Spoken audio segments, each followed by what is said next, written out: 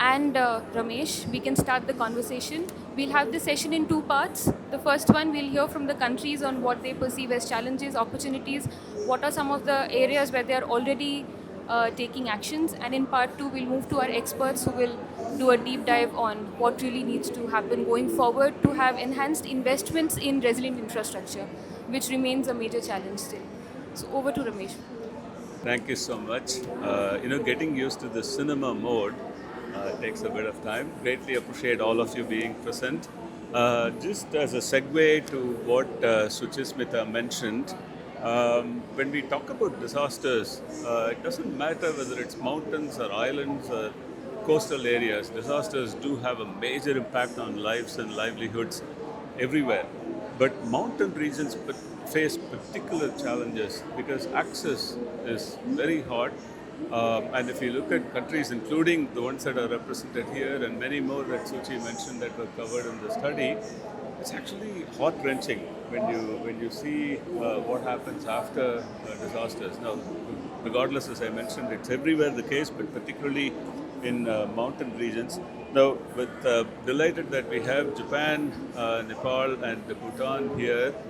Japan brings a lot of experience to disaster management, well, infrastructure planning broadly, but disaster risk management, disaster risk reduction. Nepal and Bhutan have also made significant advancements over the last several years, but all countries do face significant challenges, but particularly in the case of the developing countries here, Nepal and Bhutan, the orders of magnitude are striking. The total exposed economic value of infrastructure in Nepal, this is to exposure to disasters, is $124 billion. And the annual average losses from hazards is close to about $800 million. And for Bhutan, these values are 13 billion and about $130 million. And so on. If you look at Central Asia, the figures are somewhat similar. If you come to larger countries in the African continent, the figures are somewhat larger as well. But one particular region that later we will hear from Argya, from the Asian Development Bank, as well as at CDRI, we are focusing on is on the Hindu Kush Himalaya region. Just this region alone, more than 1 billion people are at the risk of exposure to increasing frequency and intensity of natural hazards. And if you look at over the last about 25, 30 years or so, economic losses from the Hindu Kush Himalayan region is in the billions of dollars. It's close to about $50 billion. So monumental challenges. So this publication is one of an initial attempts by CDRI to understand what is going on. What is, first of all, the magnitude of the issues we are facing? What are some of the possible solutions? So before we go to the technical part of the panel, where we will hear from experts who've been also including with UNU, which has been working with us, and other partner organizations, we thought it will be useful to get perspectives from the countries, developed as well as developing countries. So in that context, delighted that we have Mr. Kasao Takuro, who's the Deputy Director General from MLIT in Japan, as well as Mr. Deepak Kumar Karal from Nepal, and Ms. Dava Chodran from Bhutan. Mr. Deepak Kumar is the Secretary of the Ministry of Agriculture, Livestock Development in Nepal, and Kasao-san is the DDG of the Policy Bureau in the MLIT, and Ms. Dava is the Chief Engineer in the Department of Energy, Ministry of Energy and Natural Resources. So I have pretty much the same question to all the three panelists. Perhaps we will start with Takuro-san. What are some of the unique challenges that Japan faces? Obviously, you are from a kind of in the development spectrum. You face similar challenges, but you have the capacity to deal with them. But any perspectives from Japan in the context of what we are discussing, Takuro-san, will be very helpful. If we can hear from you, over to you. Thank you. Good morning, everyone. I'm Kasao Takuro, Deputy Director General of Policy Bureau at the Japan Ministry Land, Infrastructure, Transport and Tourism, MLIT. It is a great honor to have to have honored to this opportunity to present Japanese initiative on infrastructure resilience as distinguished form. Also, I would like to express my sincere respect to the effort of the government of India in organizing this exchange event. In recent years, Japan has experienced frequent and increasingly severe natural disasters due to climate change, including record-breaking rainfall observed across the country. For example, in 2019, a typhoon brought a heavy rain to a wide area of East Japan, resulting in the loss of more than 120 lives. Last year, a magnitude 7.6 earthquake struck the Noto region in central Japan on New Year's Day, followed by heavy rainfall in September, which damaged mountain roads that has just been restored. Against this background, the Japanese government enacted National Resilience Act in 2013 to protect lives and property from large-scale natural disasters. Since resilience measures span almost all ministries and agencies, include MRIT, Ministry of Agriculture, National Police Agency, Ministry of Defense, and Ministry of Health, and so on. The Cabinet Secretariat established the National Resilience Office to ensure unified approach. Since then, we have implemented 2 rounds of intensive emergency measures, and in June this year, we formulated a new 5-year implementation plan. Under this latest plan, in addition to the regular budget, more than 20 trillion yen, about 130 billion US dollars, will be allocated over 5 years to strengthen national resilience. In terms of resilience infrastructure in mountainous regions, we are continuously promoting the development, improvement of erosion control facilities and forest roads, as well as the conservation of the forests. In addition to building infrastructure, we are enhancing our ability to predict localized heavy rainfall typhoons with greater accuracy by upgrading geostationary meteorological satellites and strengthening observation systems. As these infrastructure observation systems do not generate revenue, they are funded entirely by the national and the local governments. We have increased subsidy rates for mountain municipalities to reduce their financial burden, since these municipalities face financial challenges compared to urban areas. These systems and measures for infrastructure resilience are decided at the meeting chaired by Prime Minister, making them a top priority within Japanese government. It is our sincere hope that sharing Japanese effort at this remarkable event will continue to resolving similar challenges faced by countries around the world. Thank you very much. Thank you.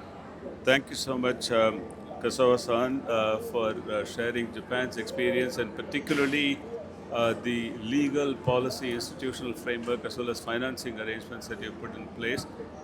Japan is a founding member, founding partner to CDRI, and besides helping countries in terms of the developing countries in the region particularly, but also broadly in the world, whether it's Africa or Pacific Island countries, deal with the disasters and the reconstruction efforts. Appreciate it. Let me go to Secretary Karal from Nepal. Sir, your challenges obviously are quite significant, but you've also put in place a number of measures on legal policy, governance arrangements. You've certainly improved. So hearing from you would be helpful for us. Over to you. Thank you. Thank you for having me in this important Pavilion inauguration session here. And I'm thankful to all of you for inviting me. And I think your question regarding challenges in disaster, especially in the mountain region and its measures and many things you said, I think our situation is might be similar with Bhutan also. And Bhutan guys, our friends will also talk much about this also. And regular type of disaster we are always having with us. But the climate-induced disaster we are having in recent days very much. This is very dangerous for us at this point. During the last 5 years period, we have been suffered a lot.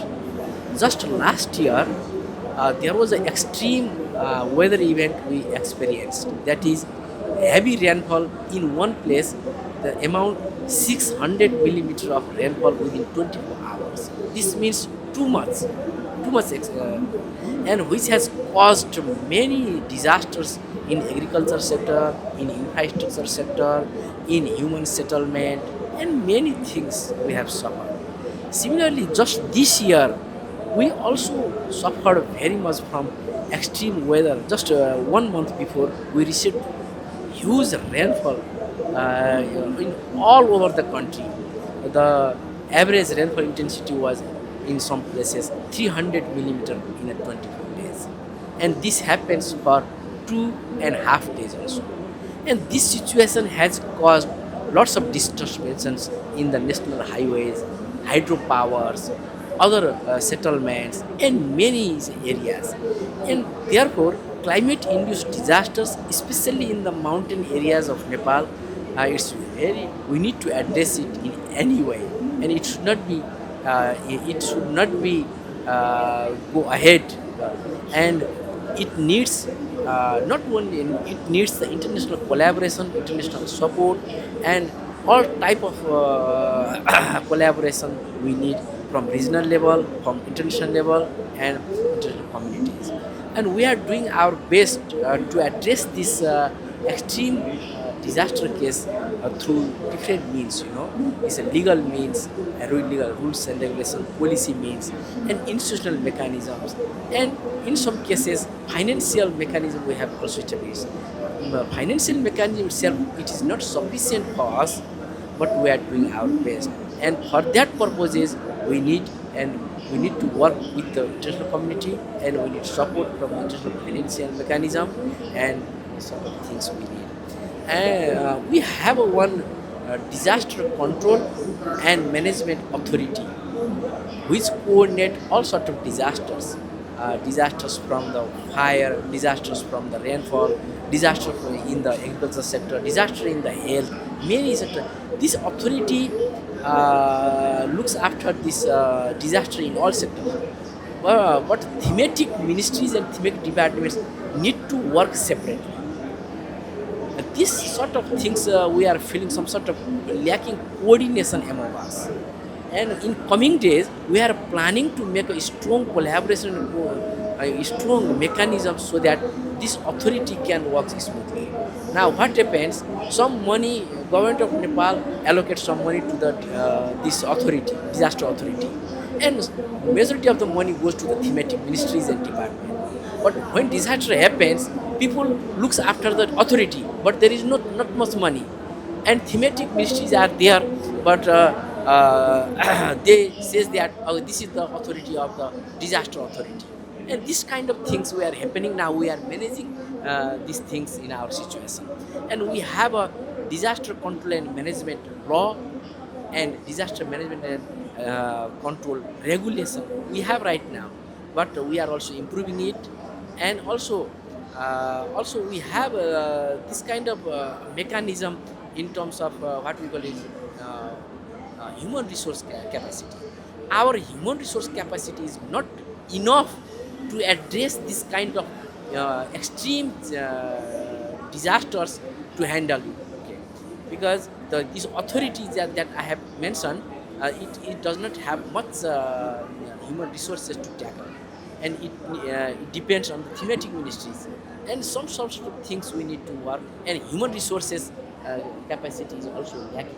This is the challenges we are facing, and this is the things that is under our control. But beyond our control, there are other challenges. This is a steep topography, and what we call it steep topography and physiography is major challenges for us.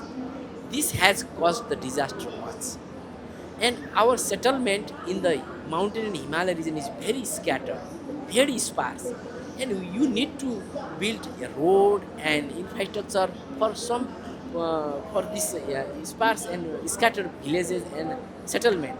This caused disasters when the rainfall comes in the monsoon, and these things we need to do. And our majority of the hydropowers are in the Himalayan and mountain regions.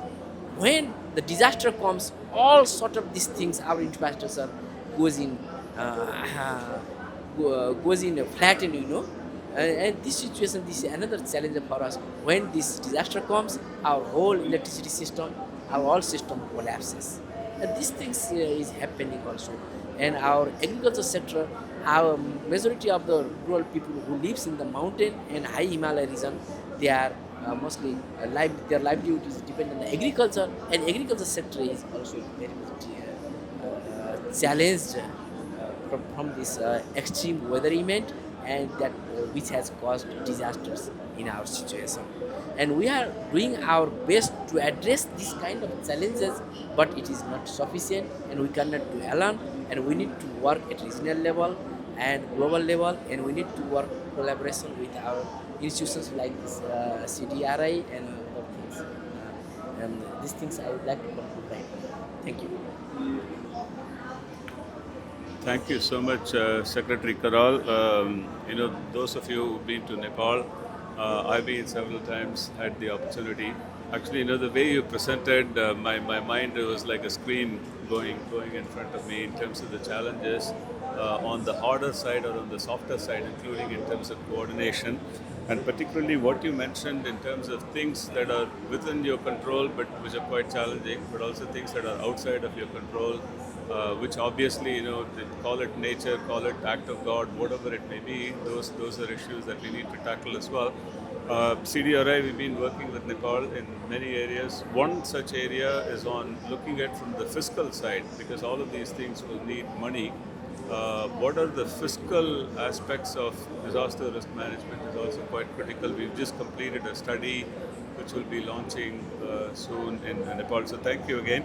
Now let me call Ms. Dava Chotran, who's the chief engineer, as I mentioned earlier, from the Department of Energy. General perspectives from you, but also particularly given your strong expertise in hydropower management, which is a major source of revenue for Bhutan. It would be great to get your thoughts, Dava. Over to you, please. Thank you so much. I'm really honored to be part of this team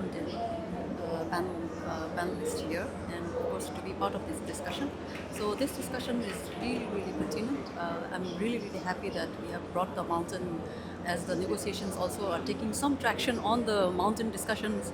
I'm very, very happy that we are having this discussion here, and hopefully this will go beyond the region as well as globally to address some of the issues and challenges and opportunities the mountain region particularly face. So as we all know, Bhutan is located in the Himalayan region, and we face vulnerability as a small, landlocked, and the mountain vulnerability that it's very similar to what Nepal just expressed. So while Dr. Deepak was explaining and going through the disasters and the regulatory and the challenges and the opportunities, it was coming to me also as in flashes, in pictorial flashes, that I could really sense it, feel it, and these are similar things that Bhutan is experiencing. So, for example, now if I just, just a month ago, what Nepal faced, we also had a similar situation. Of course, we lie within the same region, so we had a major, of course, rainfall-induced landslide. So we had a major event all across the country. Luckily, thankfully, we had no lives lost. But when it comes to the hydropower sector, as Mr. Ramesh pointed to me to discuss more on that, so we had for the first time overtopping of the dam, so which has never happened to Bhutan previously. So this was a major event, and it was really, we have a SOP or a procedure in place that if such a disaster should happen, we do have certain procedural process in place, but it had never happened before. So it came as a major shock to the energy sector, to the whole country. So that was one, and then all across the country we had damages to the hydropower assets, and hydropower is the single largest source of revenue for Bhutan.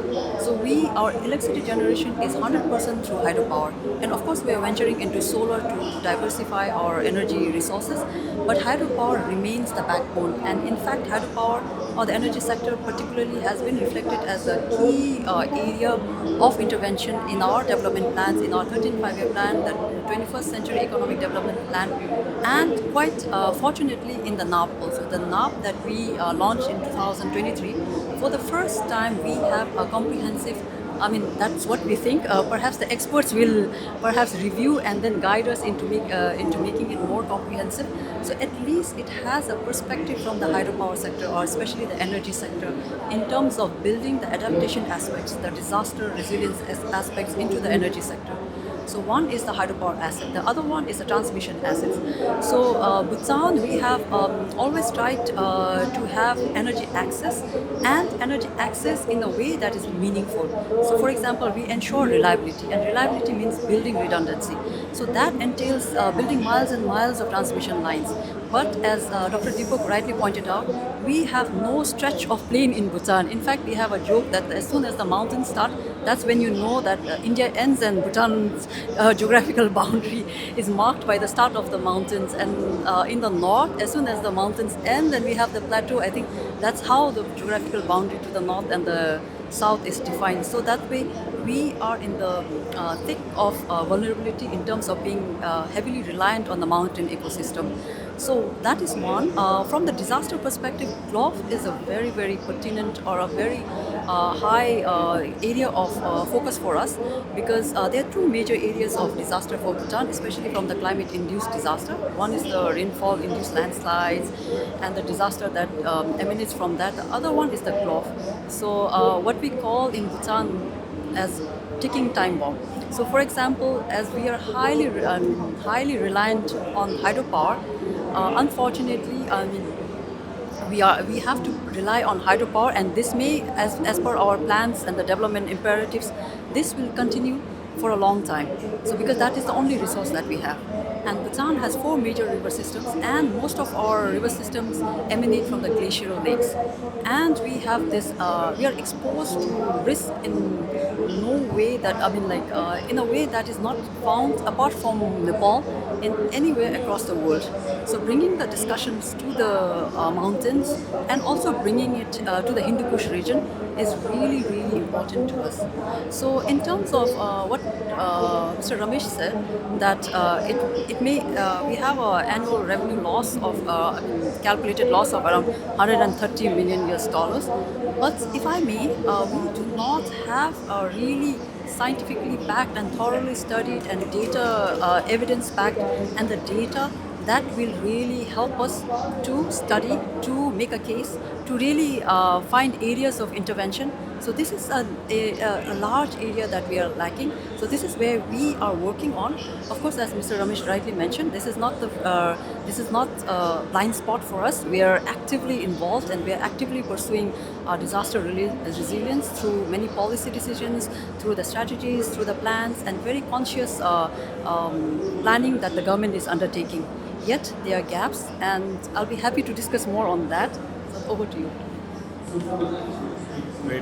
Great. Thank you so much, Ms. Dava. I have a quick question on very helpful perspectives, as well as challenging, but also fascinating in some sense, because of from a science sort of perspective, some of these issues are quite insightful to look at, but nerve-wracking, challenging as they may be. On GLOF, given your background and expertise, are there specific measures that you put in place in the last 1-2 years or so that you can briefly talk about? Yes. So, if you talk about the measures, first of all, if you look at the institutional arrangement, we have the National Center for Hydrology and Meteorology. So earlier on, we started off as a Department of Energy, and we look after everything that related to energy, and that included the cryosphere as well, and study of the inflow and river system and the water. But one of the results of the reform that took us around 2 years ago was to really institutionalize and focus and have focused mandates from the institutional aspect, so that we can focus on key issues. Like, for example, the National Center for Hydrology and Meteorology is now tasked with looking at studying and monitoring and in the early warning system and as well as forecasting. So one of the things on the ground that we are working on, especially related to the hydropower sector, is the inflow forecasting. So this is not there. Quite unfortunately, it will be quite a stark, I think, shock to perhaps Japan to see that a country so reliant on hydropower revenues does not even have inflow forecasting. So this is something that we are working on, but due to the financing and the need for support, this is not going as quickly or as fast as we would like, but we are piloting it in one of the hydropower projects, and hopefully we can scale it up throughout the country. And the other ongoing effort is to really monitor the major lakes in the country. So, for example, we have 3 major lakes, and then, but unfortunately, we have not been able to monitor all the lakes to the extent or to the level of scientific study that we would like, except for one, which is the Totoromi Lake.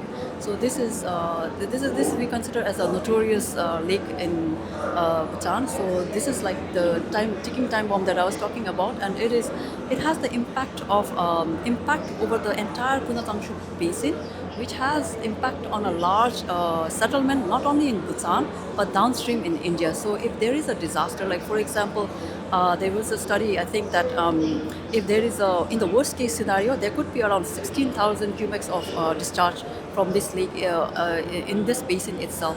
And we have major hydropower projects, in fact plants which is operational, around 1020 megawatt in that basin, and another one under construction which is also quite large, 1200 megawatt in the same basin.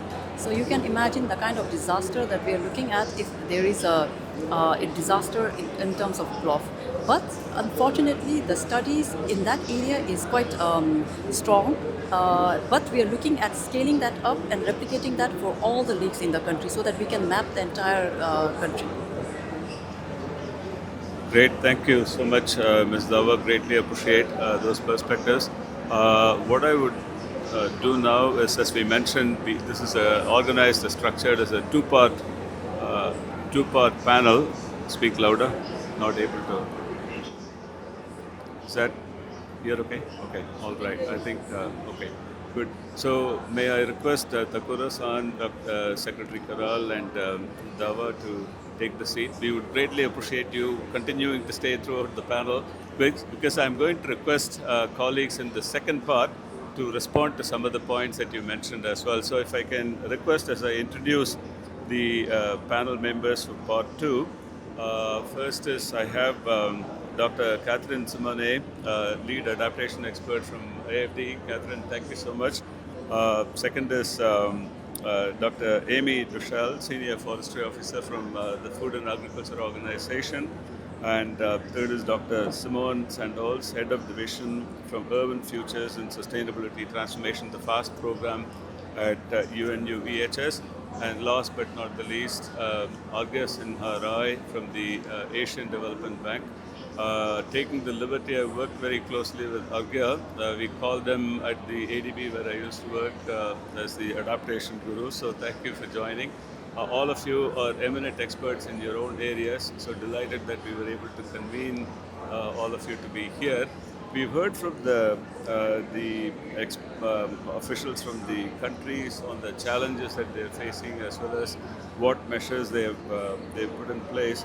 So I'm going to start with AFD to hear, Catherine, from your perspectives, particularly how does AFD support the integration of resilience dimensions into your project across the board in terms of investment planning, but particularly infrastructure as it pertains to the mountainous regions, which is pretty challenging.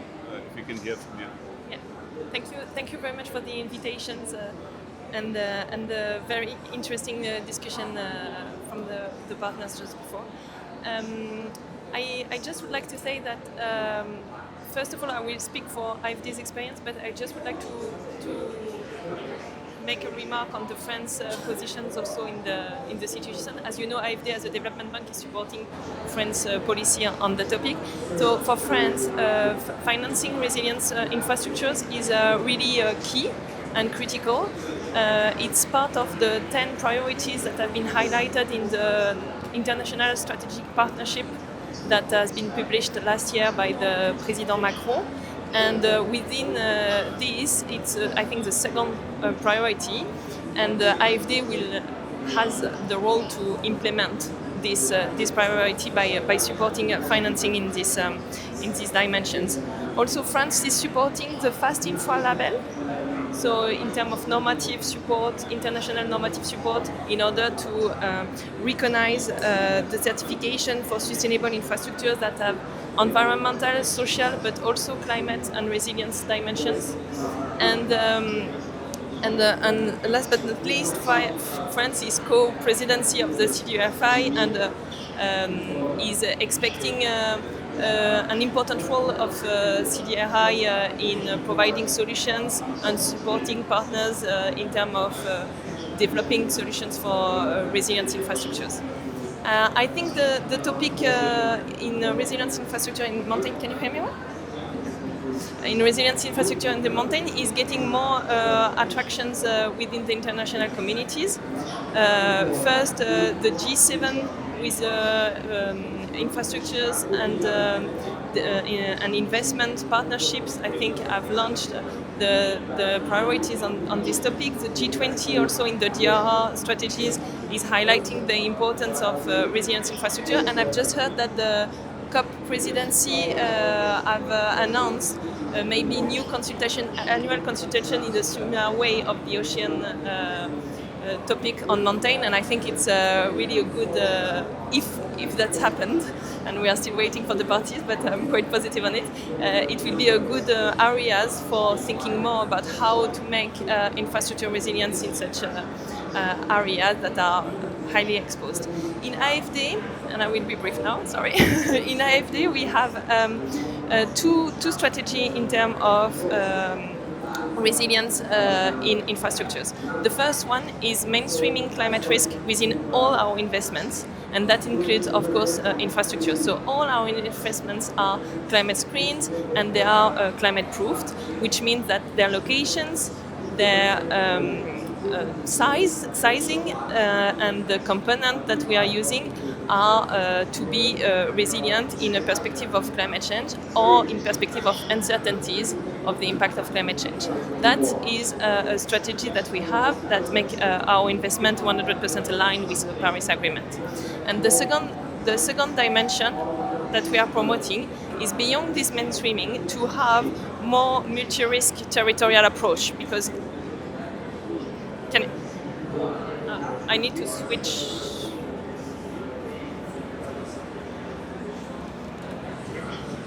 Thank you. Okay. Oh, okay. It's louder. It's to get more multi-risk territorial approach, because as we have heard from the partners, the question is not only one infrastructure to be resilient, is to get this territorial approach, multi-risk approach. And I just would like to share on this one project that we have implemented with the government of Himachal Pradesh state. That is a DRI approach, an expenses framework that we have only centered on DRI approach. It's a 81 billion loans that we have developed with the Himachal Pradesh. I feel drop this because I hear me, it's echoing and it's not really nice. So the question is to support the risk governance and the institutional strengthening. So we have 3 pillars. On these 3 pillars, the first one is enhancing disaster risk governance. So strengthening institutional capacities, strengthening risk governance. The second is strengthening disaster preparedness. So all about, you can't hear me, you can? Okay, all about early warning systems improvement. Okay, all about early warning system improvement and emergency responses. So we are supporting the government to invest on these 2 dimensions. And the third one is promoting mitigation measures. And I want to highlight this point because it's all about preparations. And on this dimension, we are supporting nature-based solution, reforestation, for preventing landslides and floods, and eco-DRI strategies. On this project, we have 10% of the expenses framework that are dedicated to early recovery component in case of risk and disasters, which is knowing how a PDBs like AFD is working, quite high volume of dedicated expenses that we are securing for rapid response. And the third but not least component is, in addition to these 80 million loans, we have 0.5 million technical assistance, in-kind technical assistance that is provided by Expertise France, which is our cooperation agencies, where we provide and share the French expertise in terms of fire forest response, and we had a panel speaking about that with Amy yesterday, and also all what is rescue in mountain context response.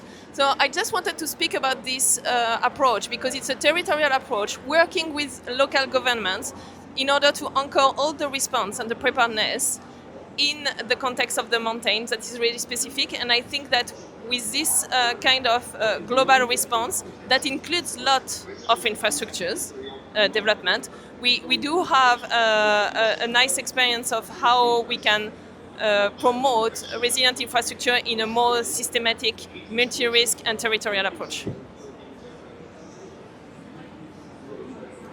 Sorry. Okay. I missed, actually. I could not get the last part, but it's okay. The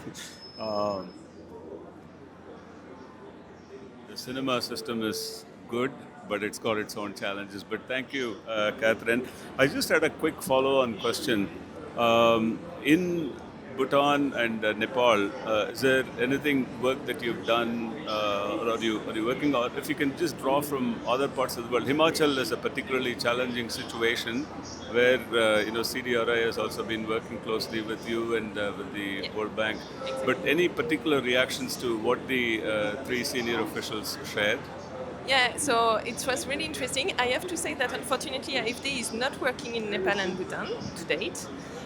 We do have a similar conversation in Peru for a similar approach, and in Bolivia too. So, I mean, this kind of multi-risk approach, territorial approach, we are trying to developing it in other areas. We also have discussions and identification in Pakistan for same kind of approach, and working on the electrification transmissions in Pakistan also, and how to make these transmissions aspect resilient, but not specifically, unfortunately, on the two countries mentioned. Great. No, thanks so much, Catherine. I'm going to go to Amy now and get perspectives from her. FAO, very important organization. You do some very cool work. I've interacted very closely, partnered in my previous capacity as well as now in CDRI. We are looking at what FAO is doing. Among other things, what is the right balance between concrete and nature-based solutions? That's very, very critical, particularly in your arena. But also using advanced technology solutions, Earth Observatory, your ability to, through the Center of Excellence model that you've adopted, the ability to go down to 50 meters, range and get data. It's fascinating, which could be very helpful in boosting resilience. So, if you can speak about what, in the context of what you're doing, what is being done to address the challenges of mountain countries. Thank you so much, and it's a pleasure to be here, and I wish I could take the credit for FAO's great work on mountains, but I'm really here on behalf of my colleagues in the Mountain Partnership Secretariat. Many of you probably know the Mountain Partnership. It's 700 members, including 74 governments, and it's a global multi-stakeholder platform for collective advocacy, joint action, and knowledge exchange around mountain issues. And FAO hosts the Secretariat of the Mountain Partnership, which is supported by the governments of Andorra, Italy, and Switzerland. The Mountain Partnership, in fact, does do extremely innovative work and really trying to bring sort of the best knowledge, also cultural aspects of mountain communities, and as you said very nicely, the nature-based solutions, that the infrastructure focus, of course, this also includes natural infrastructure as well.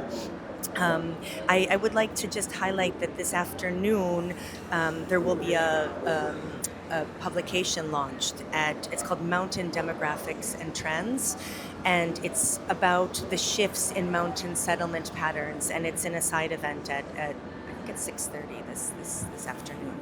And it really shows something quite interesting, a piece of data. You're getting the snapshot here, but so between 2000 and 2030, the share of people living in rural mountain areas is projected to decline from 40 to 33%, while those residing in cities will grow from 26 to 31%. And maybe you're all familiar with this statistic, but it's quite interesting because then suddenly the mountain, rural, and urban populations are almost similar.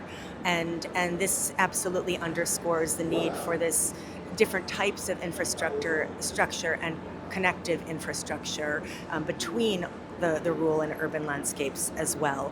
And of course, in this context, nature provides a very important solution. And I'm coming from the forestry division at FAO, and forests cover 40% of mountain areas and are absolutely integral to resilient infrastructure, stabilizing slopes, regulating water flow, acting as natural buffers to protect people and assets from landslides and floods.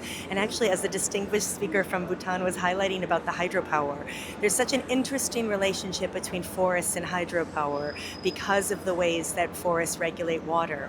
And even research from the Amazon here is showing that the effectiveness of hydropower is enhanced in areas with larger forest cover because of that rainfall regulation. And so this is also an important aspect to highlight, that there's this relationship between the hard infrastructure and the natural infrastructure as well, and thinking about this in a much more integrated way. We've seen, those of us who have been in the UNFCCC process for a long time have seen huge advances in the elevation of mountains to the agendas. And even just now, as you've both noted, the mountain group speaking with the COP30 presidency and really trying to get this mountain dialogue embedded. We had one a year and a half ago at Substa, but trying to get this as a regular issue, it would be fantastic, in fact, because of these especially adaptation issues that are unique to mountain areas. A few other aspects that we see as important for continuing to promote the importance of mountain communities and linking to the resilient infrastructure issue. The International Year of Glaciers Preservation, of course, this year, and there will be a big event on this in December.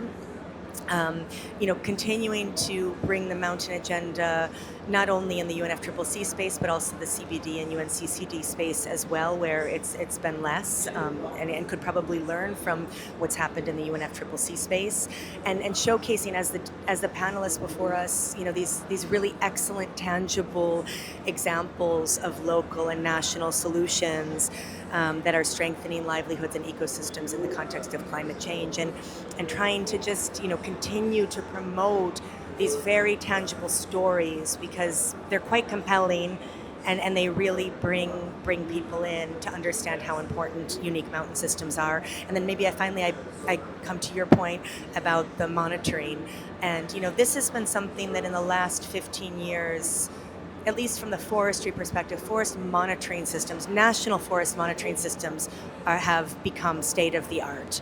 A lot of that was due to the REDD+ process, but this creates an incredible monitoring infrastructure at the national level that can be used for many other types of monitoring issues, including for adaptation benefits that encompass both forest and mountain areas. And so really trying to draw on these technologies and infrastructures that have been created for continuing monitoring. I think we're in a very good place with that. And FAO, of course, that's something with our open forest platforms and open forest solutions we're really trying to promote. So with that, thank you so much for having us. Much appreciated. Great. Can you hear me? Yeah. Thanks so much, Amy. Very quick question. Many of us have not been able to attend many of the other sessions. So this COP is COP on implementation, but also COP on forests. And the Minister of Cities said it's COP on cities as well. But from a forestry perspective, what are some of the interesting issues that are being discussed? If you can give a super quick overview on. Well, many of you might have paid attention to the World Leaders Summit last week, where, the big things that were announced by President Lula himself related to forests are the Tropical Forest Forever facility that is to mobilize massive finance for forests. And what's really nice about this is it's exactly the kinds of benefits we're talking about here that go beyond carbon, they're absolutely related to rainfall regulation, cooling benefits, livelihood benefits, the suite of benefits that forests provide, both in mountainous and lowland areas. And then the other aspect that got less attention, but it's extremely important, and everyone is being affected by this, is the call to action on integrated fire management and wildfire resilience. And at this point, 60 countries have endorsed this, and this will be something it's being taken forward next week in many big events as well, this fire issue, because the natural infrastructure and actually the man-made infrastructure is at risk of the increased intensity and frequency of wildfires globally. And this is just an ever-increasing challenge driven by climate change and land use change. So these are the two things, that we've really seen. But today is really the Mountain Day. I can't believe how many, there's side events there's several that we want to be in, all of them, and we can't because they're happening at the same time this evening. High-level events, pavilion events. It's really impressive how the mountain community has come together to have so much outreach on the importance of these regions. So, including thanks to you for convening this event. So, yeah. Great, thank you. Thanks so much, Amy. In fact, as a child, I used to live in a pretty highly mountainous region in India, so kind of very close. But thank you so much for those perspectives. I'm now going to go to Agya. From another, we've heard from AFD, bilateral large, very important financing institution, ADB, multilateral institution. You have many initiatives, including the overarching objective to increase adaptation financing, but also a couple of focused initiatives dealing with the problems that we heard from Nepal, Bhutan, but others in Central Asia as well. So if you can hear from you, what are some of the things that you're working on from the institution's perspective, and any reactions to what you heard from colleagues here? Over to you, Agya. Sure. Thanks. You can hear me, right? Yeah. Thanks, Ramesh, and thanks to CDRI for bringing this dedicated attention to this agenda. And your examples were great. I think the more and more we hear such examples, we as an institution start thinking that what would be the development outcomes of the projects that we are investing in.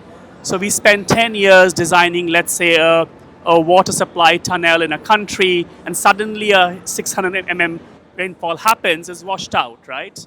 So development outcomes are not achieved, first of all. Secondly, Ramesh, if you look at the portfolio level risks, they also then start looking at possibly of credit ratings, etc. It can affect. And thirdly, there are also legal implications, because as an institution, we now have a new safeguard policy which has a compliance standard on climate change risk. So it could be a legal issue also in the future.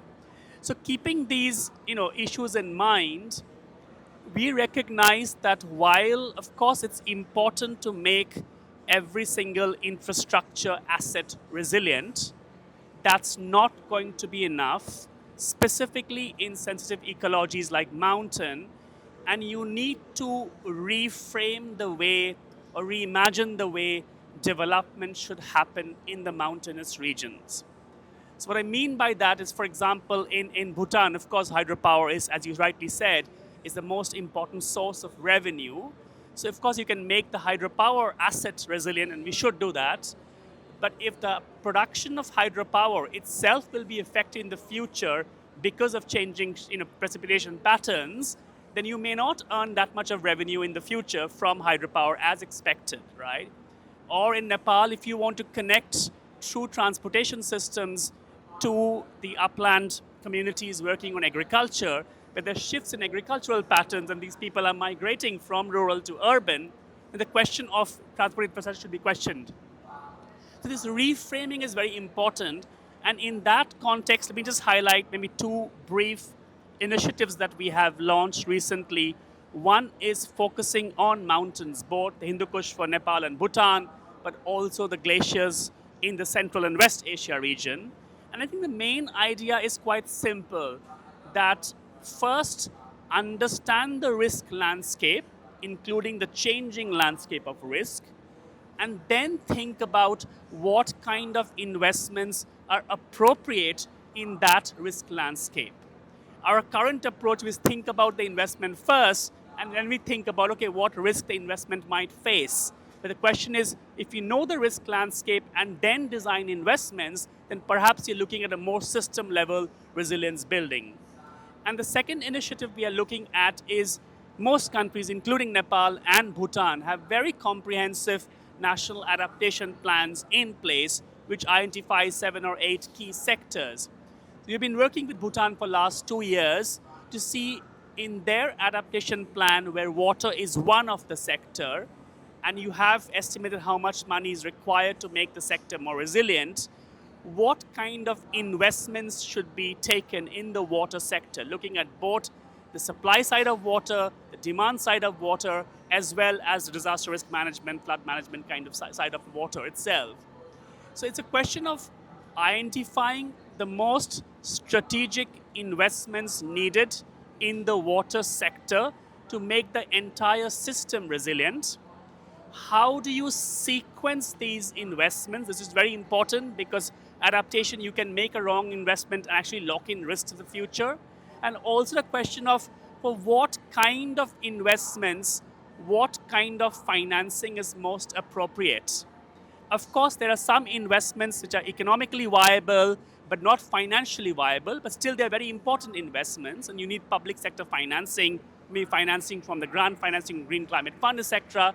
But there could be investments which are financially viable. For that, you could try to engage more private sector to get the financing. So this understanding of what the strategic investments, how do you sequence and package them, and how do you chase the right kind of money is very important to move from adaptation planning to investments.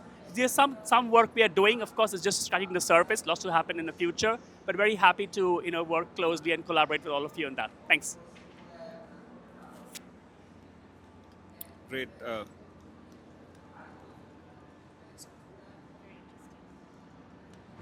Great. Thanks so much, Arghya. Quite fascinating perspectives, including particularly on kind of the future proofing. What we are looking at is quite important. So thank you so much. If there is time, I'll come back to you later, particularly because you mentioned the credit rating and the legal risk from a compliance point of view. What does that mean? Particularly mountainous regions are already facing a lot of challenges, and if we are bringing in more capital, how do we make sure that that capital is backed by future flows? Like hydropower cannot be running only on sovereign assistance. There has to be a lot of private sector money that needs to come in. So how do we really position, prepare is going to be important. But I'm going to go to Dr. Simon Sandholz. Had the privilege of working with you, including in this report. So you know this quite closely. So broader thoughts to what you heard, but also particularly, research is going to be so critical in this area in terms of understanding that there's a lot of dynamic elements that are emerging, as we heard from the other speakers and also from the senior officials. So how do you see, what is the crystal ball in your hand, what does that say in terms of particularly how are we going to look at the challenges that are in the mountainous regions? Over to you. Oh, I wish I had that crystal ball. Thanks for the question. And just following up on what we've heard from the previous speakers, I think in the end we badly need to understand mountain systems as very much interconnected and fragile ecosystem, but also we need to consider the people living in there and the infrastructures they depend on as interconnected. So it's not about this one bridge, it's not about this one street you build, it's about understanding that this is a very linked system, and whatever you do upstream has consequences downstream.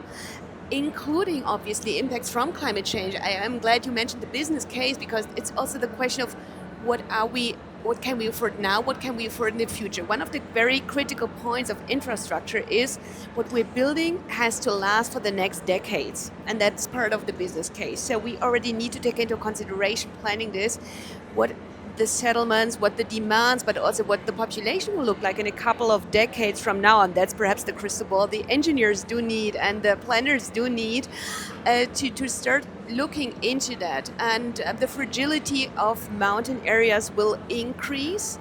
This is very clear.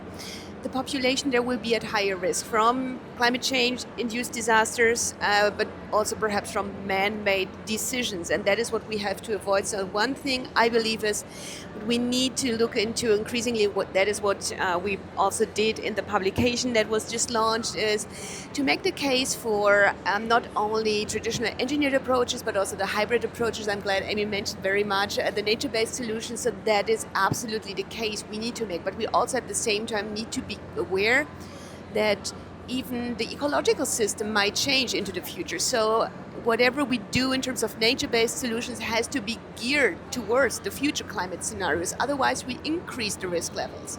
And the second point is, I already mentioned that interlinkages. So it's interlinkages on a regional scale, upstream, downstream, but also interlinkages of infrastructures.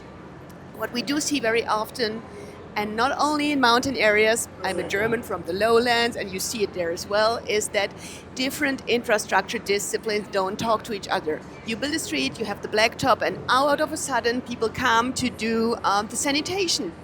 That's not the way you should do it. So we need to have that integrated approaches. We need to also understand, and we need to perhaps look very much also into the education of future engineers to be familiar with the fragility of mountain ecosystems. And we also need to look into both grid and off-grid and small grid solutions to reduce risk and make it feasible for that area. And if I may do a very last point, it's not only about the technological side, it's also about the social side. For instance, after the devastating 2015 earthquake in Nepal, the post-disaster need assessment very clearly stated that one of the consequences of losing local water supply, grid supply in mountainous areas is perhaps on particularly girl education, because they had to start fetching the water. So we need to also be very much aware that technological failure leads to social implications. And I'm stopping here. Great, thanks.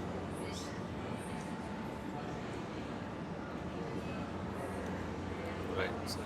Thanks. So, since we are getting close to the time, what I'm going to do is to get final thoughts from each of you, but I'm going to start with you, Simone, and then go in this order.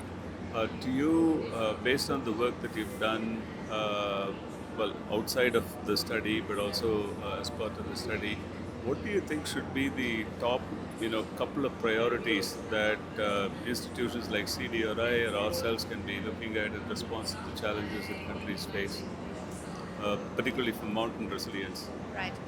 I think one of the priorities should be collecting the evidence from all these different sectors and institutions that we saw here represented. There's a lot of siloed knowledge within countries, within different disciplines that should be brought together, because in the end it's about this interconnected system that we do need. And one of my dream wishes would also be looking more into capacity building on this more systemic scale, because, for instance, if we do educate engineers, they have a very deep down knowledge, but they also need to understand the connectors to other disciplines, including also to ecology and social. Great, thank you. To Amy, Agya, and Catherine, I'm going to ask, what is the one thing that we can collectively do to address? Obviously, these challenges are very, very complex. They're going to take multiple years, but anything that kind of strikes you as kind of top priority, just off the cuff? So there's so many, but for me, I think the main thing that really needs to happen is that the people on the ground are benefiting from any of these sort of solutions that are being proposed, and I think that's sort of somewhere where we've often fallen short, at least in the forestry side of things, where there's a lot of let's say, finance, technical support, for forests and nature-based solutions, but that the farmers, those who are managing forests, the indigenous peoples on the ground, truly are not benefiting from in the way that and getting the development support in a very concrete way that's needed. And I think that's something that it's improved, and it's improved even in the context of these policy spaces, but a long way to go to really get that finance and technical support directly to the ground, and actually learning from community-led experiences. We say that a lot, but who's really doing that in terms of resilience building, really bringing very, very local knowledge and experiences into something bigger. This is still somewhere where I just think in decades we've been talking about and haven't really gotten there. Totally agree. Let me go to Arghya. Thanks, Ramesh.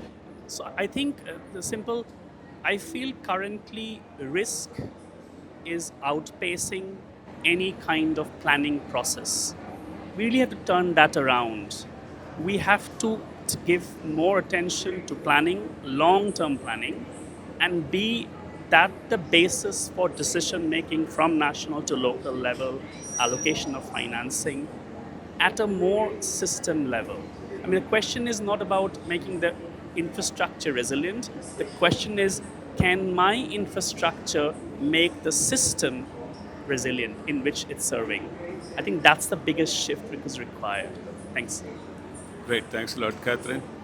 Yeah, I'm going to build on this, saying that I think the first step for doing that, or the easy step that we are in front now, that we need to implement all the national adaptation plans that are already developed, is to be able to put in front of this national adaptation plan investments, priorities, and sequencing these investments. And I do think that we are now all saying that the planification is there, the work has been done. There is certainly more to do in planification, taking into account more long-term perspective and uncertainties. But based on what is already done, let's build investment plans with costs, benefits, and priorities. And I think that as a development bank, this is what we are looking for now, is to get this plan and to quote this plan with our partners. And the second aspect, I think, is building on the ocean experience. I do think that having this sort of annual convening is really useful for bringing together policymakers and expertise, and I wish we will have that, because I do think that it's an amazing platform for accelerating investments and for sharing knowledge and experience. Great, thank you so much, Catherine. Greatly appreciate. Let me bring this to a close with very special thanks to Secretary Karal, DDG Takuro, and Ms. Chirran for your time, for sharing your perspectives, as well as to the panel members here for very, very rich insights and perspectives. Greatly appreciate. Thank you so much.